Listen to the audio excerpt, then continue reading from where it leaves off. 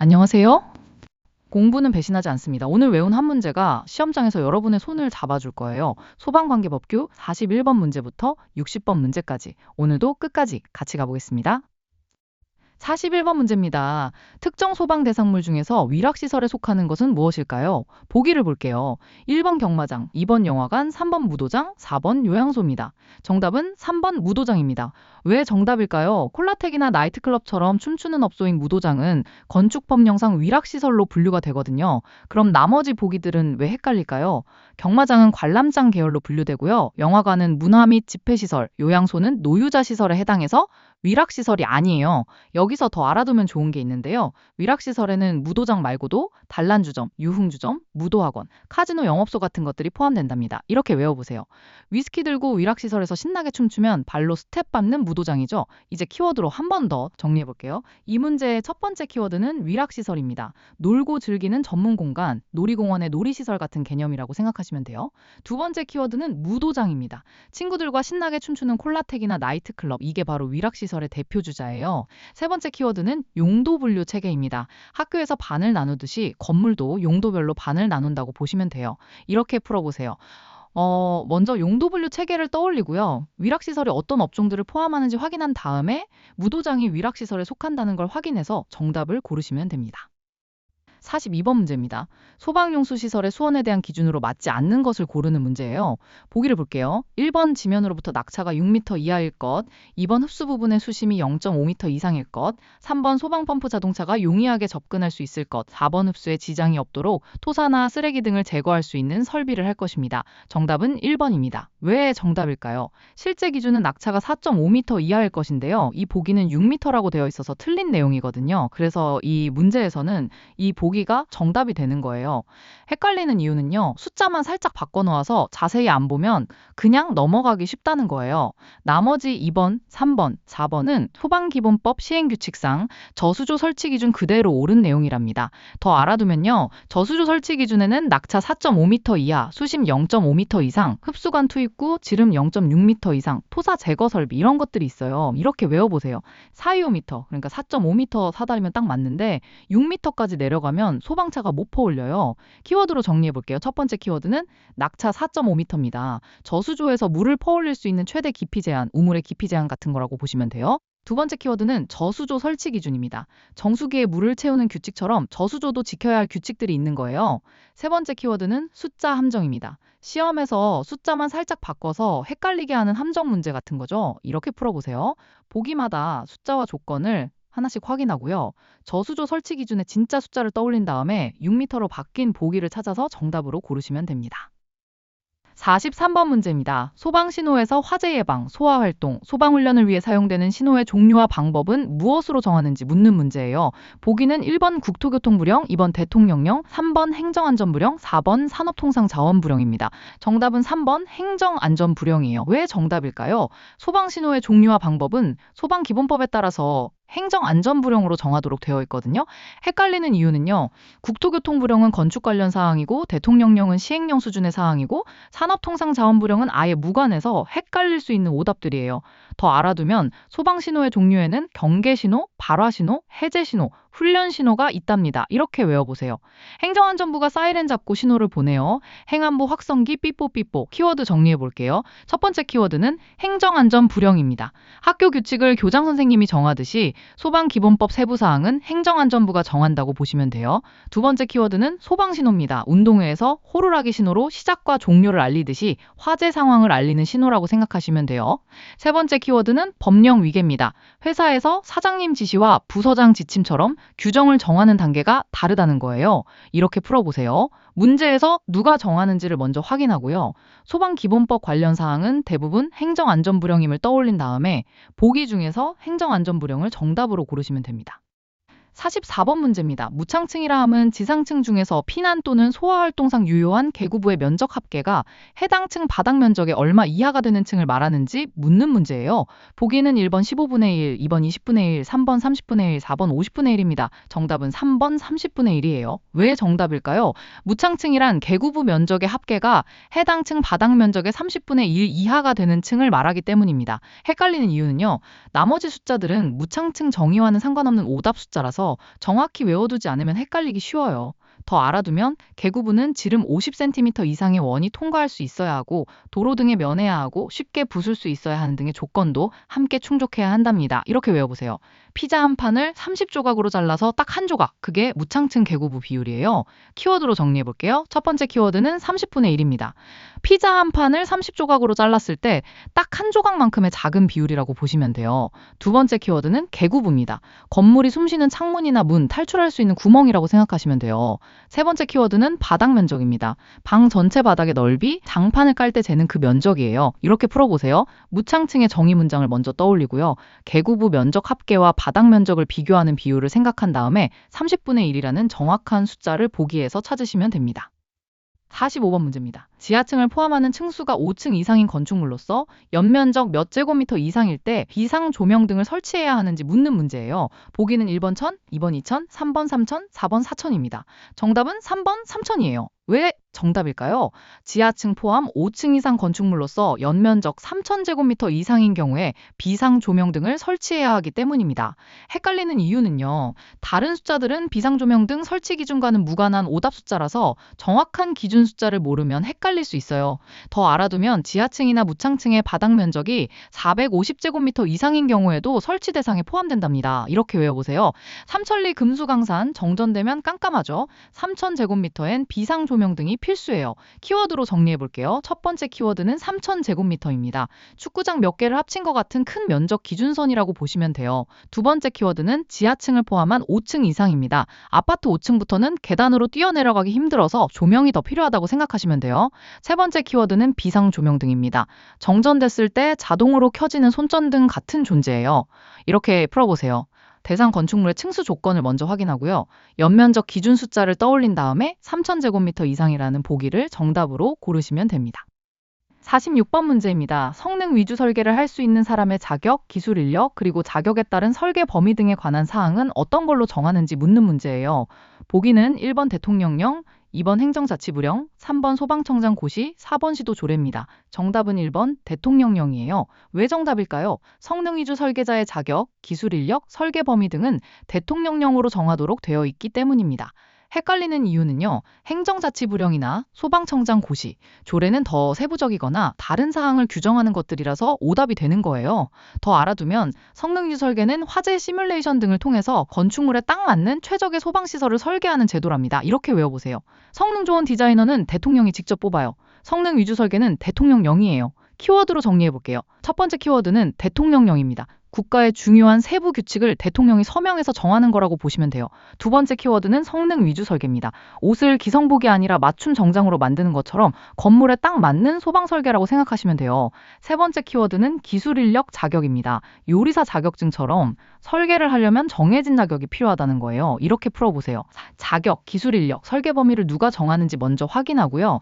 이런 세부 기준은 대통령령 수준임을 떠올린 다음에 보기 중에서 대통령령을 정답으로 고르시면 됩니다.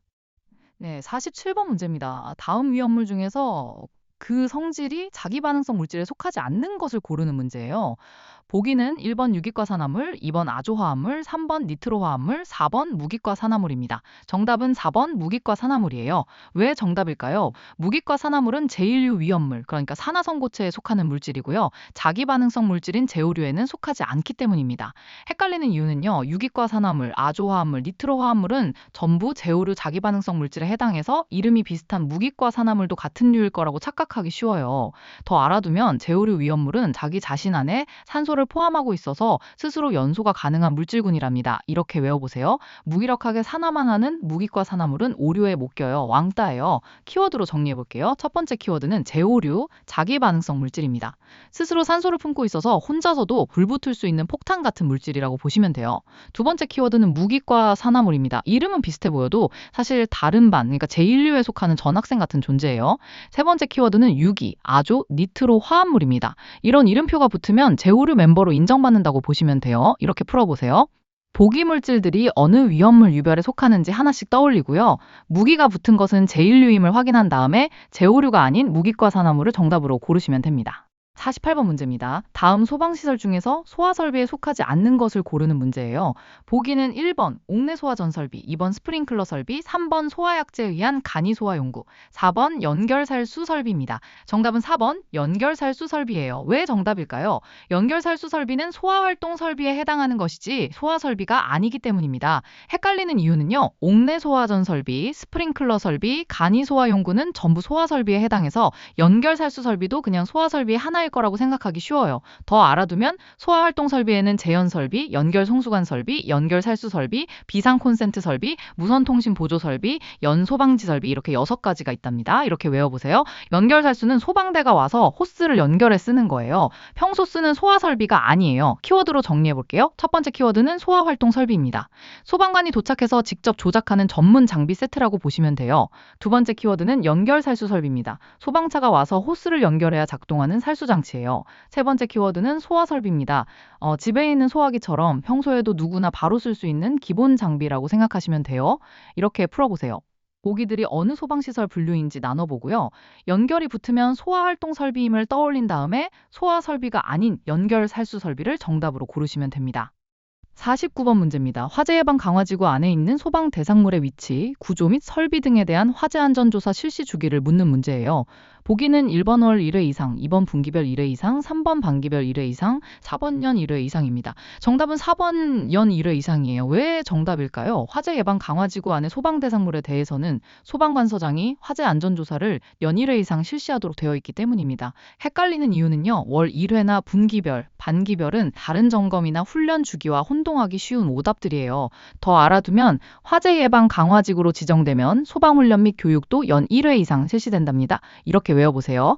강화지구는 1년에 한 번 생일처럼 딱 검사받아요. 키워드로 정리해볼게요. 첫 번째 키워드는 연 1회 이상입니다. 생일처럼 1년에 한 번은 꼭 챙기는 정기 건강검진이라고 보시면 돼요. 두 번째 키워드는 화재 예방 강화지구입니다. 화재 위험이 큰 동네를 특별관리구역으로 지정하는 거예요. 세 번째 키워드는 화재 안전조사입니다. 건물의 건강검진처럼 소방시설이 제대로 있는지 점검하는 거라고 생각하시면 돼요. 이렇게 풀어보세요. 화재 예방 강화지구가 무엇인지 먼저 떠올리고요. 이 지역은 더 자주 점검해야 함을 생각한 다음에 정확한 주기인 연 1회 이상을 정답으로 고르시면 됩니다.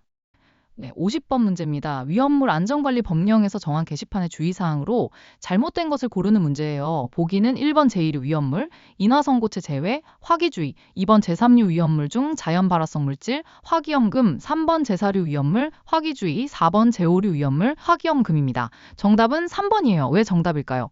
제사류 위험물은 화기염금으로 표시해야 하는데 이 보기는 화기주의로 잘못 표시했기 때문입니다. 헷갈리는 이유는요. 나머지 1번, 2번, 4번은 실제 규정과 일치하는 옳은 설명이라서 자세히 안 보면 3번도 맞는 것처럼 넘어가기 쉬워요. 더 알아두면 화기염금은 제1류 알칼리 금속과 산화물, 제3류 자연 발화성 물질과 금수성 물질, 그리고 제4류, 제5류에 표시하고요. 화기주의는 제2류, 인화성고체는 제외하고 표시한답니다. 이렇게 외워보세요. 사료는 기름이에요. 기름은 불 붙으면 큰일 나니까 화기염금이죠. 주의로는 부족해요. 키워드로 정리해볼게요. 첫 번째 키워드는 화기염금, 제4류입니다. 기름은 불씨만 닿아도 활활 타니까 절대 안 된다는 강한 경고가 필요하다고 보시면 돼요. 두 번째 키워드는 화기주의입니다. 조심만 하면 되는 약한 경고, 천천히 하세요 정도의 느낌이에요. 세 번째 키워드는 위험물 유별 표지입니다. 약통에 붙은 경고 스티커처럼 위험물마다 다른 경고 문구가 붙는다고 생각하시면 돼요. 이렇게 풀어보세요. 각 유별 위험물에 맞는 표지 문구를 하나씩 확인하고요. 제사류는 화기염금이 정답임을 떠올린 다음에 화기주의로 잘못 쓰인 보기를 정답으로 고르시면 됩니다. 51번 문제입니다. 소방시설 공사가 완공되고 나면 누구에게 완공검사를 받아야 하는지 묻는 문제예요. 보기는 1번 소방시설 설계업자, 2번 소방시설 사용자, 3번 소방본부장 또는 소방서장, 4번 시도지사입니다. 정답은 3번 소방본부장 또는 소방서장이에요. 왜 정답일까요? 소방시설 공사가 완공되면 관계인은 소방본부장 또는 소방서장에게 완공검사를 받아야 하기 때문입니다.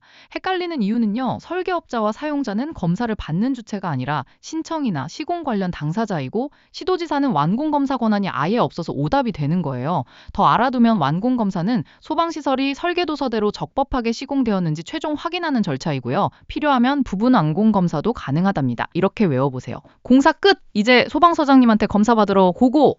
설계업자랑 사용자는 검사관이 아니에요. 키워드로 정리해볼게요. 첫 번째 키워드는 소방본부장과 소방서장입니다. 학교 공사가 끝나면 교육청 담당자가 최종 점검 나오는 것처럼 소방시설도 소방서가 최종 확인한다고 보시면 돼요. 두 번째 키워드는 완공검사입니다. 이사 후 집들이 전에 하는 최종 점검, 다 제대로 됐는지 확인하는 절차예요. 세 번째 키워드는 관계인입니다. 건물 주인이나 관리자처럼 검사를 신청하는 실제 책임자라고 생각하시면 돼요. 이렇게 풀어보세요. 공사가 끝난 뒤 누구에게 확인받아야 하는지 먼저 확인하고요. 설계업자와 사용자는 검사 주체가 아님을 구분한 다음에 소방본부장 또는 소방서장을 정답으로 고르시면 됩니다. 52번 문제입니다. 소방관계법에서 피난층의 정의를 가장 올바르게 설명한 것을 고르는 문제예요. 보기는 1번 지상 1층을 말한다. 2번 2층 이하로 쉽게 피난할 수 있는 층을 말한다. 3번 지상으로 통하는 계단이 있는 층을 말한다. 4번 곧바로 지상으로 갈 수 있는 출입구가 있는 층을 말한답니다. 정답은 4번이에요. 왜 정답일까요? 피난층이란 곧바로 지상으로 갈 수 있는 출입구가 있는 층을 말하기 때문입니다. 헷갈리는 이유는요. 지상 1층으로만 한정하는 것도 아니고 반드시 2층 이하일 필요도 없고 단순히 계단만 있다고 해서 피난층이 되는 것도 아니거든요. 직접 나갈 수 있는 출입구가 있어야 해요. 더 알아두면 건물 구조에 따라서 지상 1층이 아닌 층도 피난층이 될 수 있답니다. 경사지에 있는 건물 같은 경우죠. 이렇게 외워보세요. 곧바로 나가는 문이 있으면 무조건 피난층이에요. 1층 고집은 노노예요. 키워드로 정리해볼게요. 첫 번째 키워드는 곧바로 지상으로입니다. 엘리베이터 없이 문만 열면 바로 바뀐 1층 현관 같은 느낌이라고 보시면 돼요. 두 번째 키워드는 출입구입니다. 집 밖으로 나가는 현관문, 탈출의 통로예요. 세 번째 키워드는 피난층입니다. 게임에서 탈출 성공 지점 같은 안전한 층이라고 생각하시면 돼요. 이렇게 풀어보세요. 피난층 정의의 핵심 단어를 먼저 찾고요. 곧바로 지상으로라는 표현을 떠올린 다음에 출입구가 있는 층이라는 보기를 정답으로 고르시면 됩니다. 53번 문제입니다. 건축 허가 등을 할 때 미리 소방본부장 또는 소방서장의 동의를 받아야 하는 대상 건축물 등의 범위로서 옳지 않은 것을 고르는 문제예요. 보기는 1번 승강기 등 기계장치에 의한 주차시설로서 20대 이상 주차할 수 있는 시설, 2번 지하층 또는 무창층이 있는 모든 건축물, 3번 노유자 시설 및 수련 시설로서 연면적이 200제곱미터 이상인 건축물, 4번 항공기 경납고 관망탑, 항공관제탑 등입니다. 정답은 2번이에요. 왜 정답일까요? 실제로는 지하층 또는 무창층이 있는 건축물로서 바닥 면적이 150제곱미터, 공연장인 경우에는 100제곱미터 이상인 층이 있는 것으로 한정되거든요. 모든 건축물이라는 표현은 틀린 거예요. 헷갈리는 이유는요. 1번, 3번, 4번은 실제 소방시설법 시행령 별표에 있는 정확한 동의 대상 기준이라서 2번도 맞는 것처럼 넘어가기 쉬워요. 더 알아두면 건축 허가 등 동의는 건축물 착공 전에 소방시설 적정성을 미리 확인하는 절차랍니다. 이렇게 외워보세요. 모든이라는 단어는 소방법에서 다 함정이에요. 조건 없이 다 봐준다는 건 거짓말이에요. 키워드로 정리해볼게요. 첫 번째 키워드는 바닥 면적 150제곱미터 이상입니다. 교실 몇 개를 합친 크기 이상이면 소방서 허락이 필요하다고 보시면 돼요. 두 번째 키워드는 지하층과 무창층입니다. 창문이 없거나 땅속에 있어서 탈출이 어려운 위험한 공간이에요. 세 번째 키워드는 모든이라는 함정 단어입니다. 전부 다 무조건 같은 말이 나오면 시험에서 의심부터 해봐야 한다고 생각하시면 돼요. 이렇게 풀어보세요. 보기에서 조건, 그러니까 면적이나 대상을 하나씩 확인하고요. 모든 건축물처럼 예외 없는 표현이 있는지 살핀 다음에 실제로는 면적 조건이 있음을 떠올려서 그 보기를 정답으로 고르시면 됩니다. 54번 문제입니다. 대통령령 또는 화재안전 기준의 변경으로 그 기준이 강화되는 경우 기존의 특정 소방대상물의 소방시설 등의 강화된 기준을 적용해야 하는 소방시설로서 옳은 것을 고르는 문제예요. 보기는 1번 비상경보 설비, 2번 옥내 소화전 설비, 3번 스프링클러 설비, 4번 소화활동 설비입니다. 정답은 1번 비상경보 설비예요. 왜 정답일까요? 화재안전 기준이 강화된 경우에 소급 적용되는 대표적인 소방시설이 바로 비상경보 설비이기 때문입니다. 헷갈리는 이유는요. 옥내 소화전이나 스프링클러, 소화활동 설비는 원칙적으로 설치 당시의 기준을 따르는 것이라서 강화된 기준이 무조건 소급 적용되지는 않거든요. 더 알아두면 소급 적용 대상에는 비상경보 설비 말고도 자동화재 탐지 설비, 자동화재 속보 설비 같은 일부 경보와 피난 관련 설비가 포함된답니다. 이렇게 외워보세요. 경보는 옛날 것도 다 업그레이드해요. 삐용삐용 비상경보 설비예요. 키워드로 정리해볼게요. 첫 번째 키워드는 비상경보 설비입니다. 학교 비상벨처럼 오래된 건물도 무조건 최신벨로 바꿔야 한다고 보시면 돼요. 두 번째 키워드는 소급 적용입니다. 옛날에 산 물건도 리콜되면 무조건 새 부품으로 바꿔주는 거예요. 세 번째 키워드는 화재 안전 기준 강화입니다. 안전벨트 기준이 강화되면 오래된 차도 새 기준을 따라야 하는 것처럼이라고 생각하시면 돼요. 이렇게 풀어보세요. 어떤 설비가 소급 적용 대상인지 먼저 떠올리고요. 경보나 피난 관련 설비가 우선 대상임을 생각한 다음에 비상경보 설비를 정답으로 고르시면 됩니다.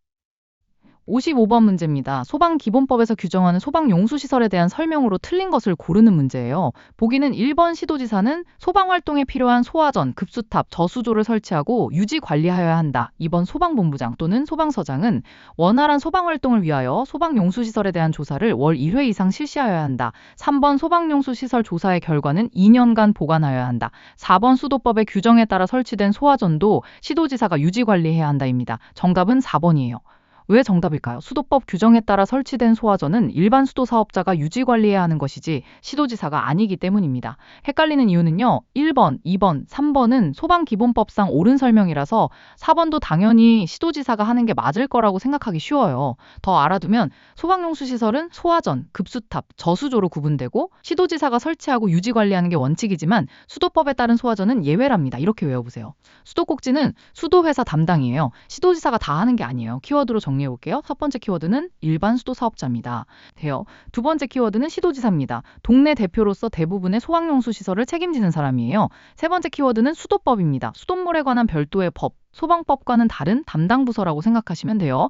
이렇게 풀어보세요. 각 보기의 관리 주체를 하나씩 확인하고요. 수도법에 따른 소화전은 예외라는 점을 떠올린 다음에 시도지사가 관리한다고 잘못 쓴 보기를 정답으로 고르시면 됩니다.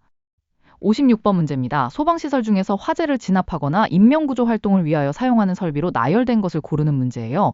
보기는 1번 상수도 소화용수 설비, 연결 송수관 설비, 2번 연결살수 설비, 제연 설비, 3번 연소방지 설비, 피난 설비, 4번 무선통신 보조 설비, 통합 감시 시설입니다. 정답은 2번이에요. 왜 정답일까요? 연결살수 설비와 제연 설비는 화재를 진압하거나 인명구조 활동을 위하여 사용하는 소화활동 설비에 해당하기 때문입니다. 헷갈리는 이유는요. 1번은 소화용수 설비와 소화활동 설비가 섞여 있고 3번은 소화활동 설비와 피난 설비가 섞여 있어서 비슷해 보이지만 정확한 조합이 아니에요. 더 알아두면 소화활동 설비는 제연 설비, 연결 송수관 설비, 연결 살수 설비, 비상 콘센트 설비, 무선 통신 보조 설비, 연소 방지 설비 이렇게 6가지랍니다. 이렇게 외워보세요.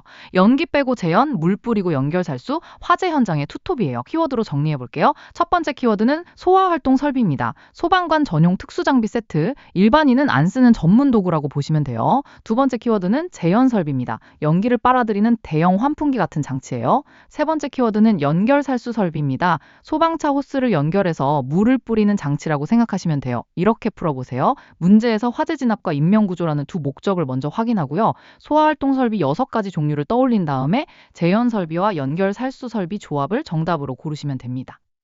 57번 문제입니다. 소방안전관리자가 작성하는 소방계획서의 내용에 포함되지 않는 것을 고르는 문제예요. 보기는 1번 소방시설공사 하자의 판단 기준에 관한 사항, 2번 소방시설, 피난시설 및 방화시설 점검 정비계획, 3번 공동 및 분임 소방안전관리에 관한 사항, 4번 소화 및 연소방지에 관한 사항입니다. 정답은 1번이에요. 왜 정답일까요? 소방시설공사의 하자 판단 기준은 소방시설공사업법 관련 사항이라서 소방안전관리자가 작성하는 소방계획서 내용에는 포함되지 않기 때문입니다. 헷갈리는 이유는요. 2번, 3번, 4번은 실제로 소방계획서에 포함되는 항목들이라서 1번도 당연히 포함될 것 같다고 생각하기 쉬워요. 더 알아두면 소방계획서에는 이 외에도 피난계획, 소방훈련과 교육계획, 자위소방대 조직 같은 것들이 포함된답니다. 이렇게 외워보세요. 공사하자는 시공사 책임이에요. 소방계획서는 운영 담당이지 공사 담당이 아니에요. 키워드로 정리해 볼게요. 첫 번째 키워드는 소방시설공사 하자 판단 기준입니다. 집 지을 때 하자 보수는 건설회사 몫이지 관리인 업무가 아니라고 보시면 돼요. 두 번째 키워드는 소방계획서입니다. 건물의 안전 매뉴얼, 학교의 비상대피 계획서 같은 거예요. 세 번째 키워드는 소방안전관리자 업무입니다. 건물의 안전지킴이가 평소에 챙기는 일들이라고 생각하시면 돼요. 이렇게 풀어보세요. 소방계획서에 들어가는 항목들을 하나씩 떠올리고요. 공사하자는 시공 관련 사항임을 구분한 다음에 소방계획서에 포함되지 않는 그 보기를 정답으로 고르시면 됩니다. 58번 문제입니다. 방염처리업의 종류가 아닌 것을 고르는 문제예요. 보기는 1번 섬유류 방염업, 2번 합성수지류 방염업, 3번 합판목재류 방염업, 4번 실내장 식물류 방염업입니다. 정답은 4번이에요. 왜 정답일까요? 방염처리업은 섬유류, 합성수지류, 합판목재류 방염업 이렇게 3종류로 구분이 되고 실내장 식물류라는 업종은 아예 없기 때문입니다. 헷갈리는 이유는요. 1번, 2번, 3번은 실제로 존재하는 방염처리업 종류라서 4번도 있을 법한 이름처럼 들려서 헷갈릴 헷갈릴 수 있어요. 더 알아두면 방염 처리업은 화재 시에 불이 잘 번지지 않도록 커튼이나 카펫, 합판 등의 방염 성능을 부여하는 업종이랍니다. 이렇게 외워보세요. 섬유, 수지, 목재까지 딱 삼형제예요. 실내 장식물류는 없는 막내 사칭이에요. 키워드로 정리해볼게요. 첫 번째 키워드는 방염 처리업 3종류입니다. 떡볶이집 메뉴가 딱 3가지뿐인 것처럼 방염업도 3종류뿐이라고 보시면 돼요. 두 번째 키워드는 섬유류, 합성 수지류, 합판 목재류입니다. 옷감, 플라스틱, 나무 이렇게 재질별로 나뉜 삼형제예요. 세 번째 키워드는 실내장 식물류 가짜 업종입니다. 있어 보이지만 사실 존재하지 않는 가짜 학과 이름 같은 거라고 생각하시면 돼요. 이렇게 풀어보세요. 방염 처리업의 실제 3종류를 먼저 떠올리고요. 보기 중에 3종류에 없는 이름을 찾은 다음에 실내장 식물류를 정답으로 고르시면 됩니다. 59번 문제입니다. 소방관서장이 화재 안전 조사를 실시하려는 경우 조사 대상, 조사 기간 및 조사 사유 등 조사 계획을 소방관서의 인터넷 홈페이지에 며칠 이상 공개해야 하는지 묻는 문제예요. 보기는 1번 1일, 2번 3일, 3번 5일, 4번 7일입니다. 정답은 4번 7일이에요. 왜 정답일까요? 소방관서장은 화재 안전 조사를 실시하려는 경우 조사 대상과 기간, 사유 등을 인터넷 홈페이지에 7일 이상 공개해야 하기 때문입니다. 헷갈리는 이유는요. 1일이나 3일, 5일은 실제 기준과는 다른 오답 숫자들이라서 정확한 숫자를 모르면 헷갈릴 수 있어요. 더 알아두면 이건 조사 대상자의 방어권과 준비할 기회를 보장하기 위한 절차랍니다. 이렇게 외워보세요. 행운의 럭키7. 화재 조사도 7일 전엔 미리 알려줘요. 키워드로 정리해볼게요. 첫 번째 키워드는 7일입니다. 일주일 전에 미리 공지하는 학교 시험 예고 같은 거라고 보시면 돼요. 두 번째 키워드는 인터넷 홈페이지 공개입니다. 학교 알림장에 미리 공지사항을 올려두는 거예요. 세 번째 키워드는 화재 안전조사 계획입니다. 선생님이 다음 주에 검사한다고 미리 알려주는 예고편 같은 거라고 생각하시면 돼요. 이렇게 풀어보세요. 조사 계획을 언제 공개해야 하는지 먼저 확인하고요. 최소 공개 기간이 며칠인지 떠올린 다음에 보기 중에서 7일을 정답으로 고르시면 됩니다. 60번 문제입니다. 소방용품의 형식 승인을 반드시 취소해야 하는 경우가 아닌 것을 고르는 문제예요. 보기는 1번 거짓 또는 부정한 방법으로 형식 승인을 받은 경우, 2번 시험시설의 시설 기준에 미달되는 경우, 3번 거짓 또는 부정한 방법으로 제품 검사를 받은 경우, 4번 변경 승인을 받지 아니한 경우입니다. 정답은 2번이에요. 왜 정답일까요? 시험시설의 시설 기준에 미달되는 경우는 반드시 취소해야 하는 사유가 아니라 업무 정지 등 다른 행정 처분이 가능한 경우에 해당하기 때문입니다. 헷갈리는 이유는요. 1번, 3번, 4번은 소방용품 형식 승인을 반드시 취소해야 하는 법정 사유라서 2번도 마찬가지로 반드시 취소되는 사유일 거라고 생각하기 쉬워요. 더 알아두면 형식 승인 취소는 가장 강력한 행정처분이기 때문에 거짓이나 부정행위 같은 중대한 위반에 한정해서 적용된답니다. 이렇게 외워보세요. 거짓말은 무조건 아웃, 시설 기준 미달은 경고만 먼저예요. 키워드로 정리해볼게요. 첫 번째 키워드는 시험시설 기준 미달입니다. 숙제를 대충 했다고 바로 퇴학은 아니고 경고부터 주는 거라고 보시면 돼요. 두 번째 키워드는 반드시 취소 사유입니다. 거짓말한 학생은 무조건 퇴학인 것처럼 예외 없는 강한 처벌이에요. 세 번째 키워드는 형식 승인입니다. 제품에 붙는 KC 마크처럼 소방용품이 기준에 맞다는 국가 인증이라고 생각하시면 돼요. 이렇게 풀어보세요. 형식 승인을 반드시 취소해야 하는 법정 사유들을 먼저 떠올리고요. 시험시설 기준 미달이 그 목록에 있는지 확인한 다음에 취소 사유가 아닌 그 보기를 정답으로 고르시면 됩니다. 여기까지 소방관계법규 41번부터 60번까지 함께 풀어봤습니다. 오늘 헷갈렸던 문제 딱 하나만이라도 다시 한번 소리내어 읽어보세요. 그게 진짜 여러분 것이 되는 순간입니다. 합격은 멀리 있지 않아요. 지금처럼 한 문제씩 차근차근 쌓아가시면 됩니다. 다음 영상에서 또 만나요.